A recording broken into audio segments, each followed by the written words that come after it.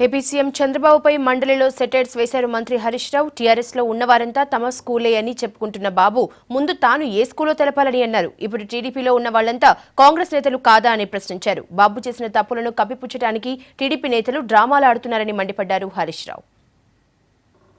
మొన్నెప్పుడో చంద్రబాబు నాయుడు గారు మాట్లాడుతూ వారంతా మన స్కూలే అన్నారు. అసలు వాళ్ళ నాయకుడిదే స్కూల్. 82లో ఎన్టీ రామారావు గారు పార్టీ పెట్టినాడు. వీరి నాయకుడు కాంగ్రెస్ పార్టీలో ఉండి మామగారి మీదనే పోటీ చేస్తా అని చెప్పి కాంగ్రెస్ పార్టీ తరఫున పోటీ చేసి వారు వీరంతా మా స్కూలే అంటాడు. ఇప్పుడు ఏమైపోయిందంటే కరెక్ట్గా చూస్తూ ఉంటే పరిస్థితి ఇలా ఆంధ్రప్రదేశ్లో అంతా కాంగ్రెస్ పార్టీ నాయకులు జేసీ దివాకర్ రెడ్డి గారు, రాయపాటి సాంబశివరావు గారు, గంటా శ్రీనివాసరావు గారు, కాంగ్రెస్ పార్టీ అంతా ఇలా చంద్రబాబు నాయుడు గారితో ఉన్నది అక్కడ.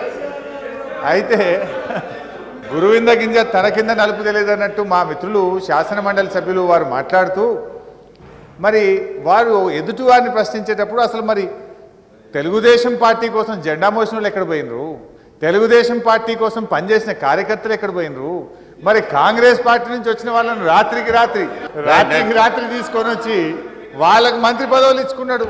మరి ముందు మీ నాయకుడిని మీరు ప్రశ్నించండి.